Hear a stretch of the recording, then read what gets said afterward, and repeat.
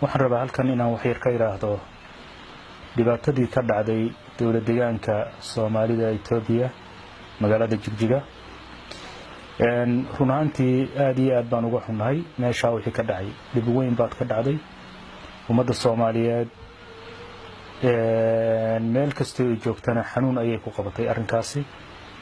marka hore waxaan soo jeedinayaa dowladda federaalka Itoobiya iyo madaxda cusub ee hadda ra'iisul wasaarahan cusub waxyaalihii uu ballan qaaday in geeska Afrika nabad lagu wada noolaanayo inuu khilaafaadkii jiray oo muxuu dhammaan inuu wax ka qabanayo waxyaalo badan ayaanu dhageysanayna waxaanu aad iyo aad uga xumaanay duulaanka qaawan oo ay dowladda dhexe ku soo qaaday dowlad deegaanka Soomaalida Itoobiya magaalada Jigjiga khaasatan waxaan leenahay arrinkaasi waa arrin aan marna la aqbali karin ummadda Soomaaliyeed meel kasta ay joogtana arrinkaas waxa weeye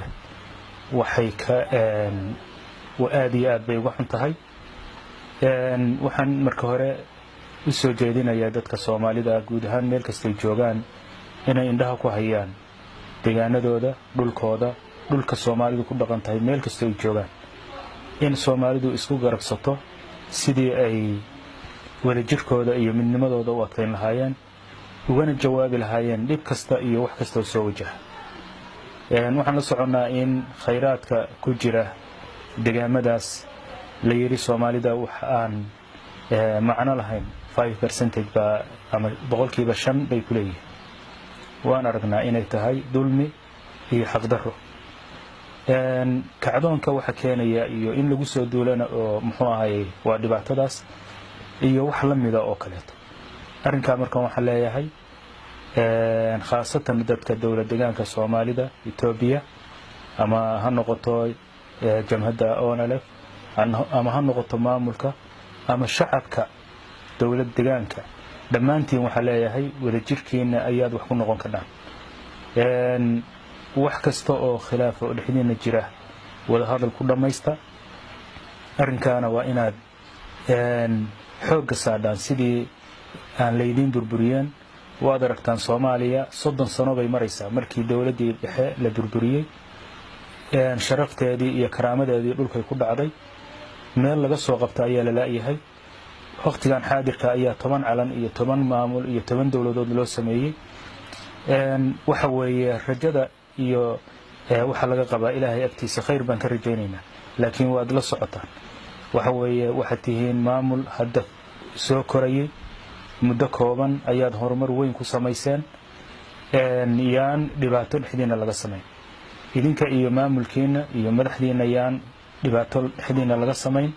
arrinka waxa weeye waxaan soo jeedinayaa khaasatan madaxweynaha dowlad deegaanka Maxamed Cabdi Cumar inuu arrinkaas gogol nabadeed u fidiyo dhammaan qaybaha kala duwan ee shacabka dowlad deegaanka iyo ururada sida ONLF iyo cid kasta oo muxuu ahaayay waxaan leeyahay gogol nabadeed iyo muxuu ahaayay wada hadal ku dhameeya arrimihiina madaxweynaha iyo dowladana waxaan rajaynayaa guul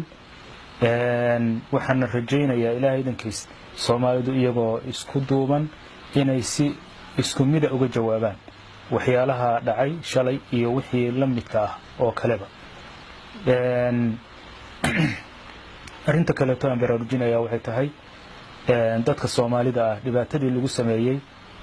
nagayle iyo wixii aanu arkaynay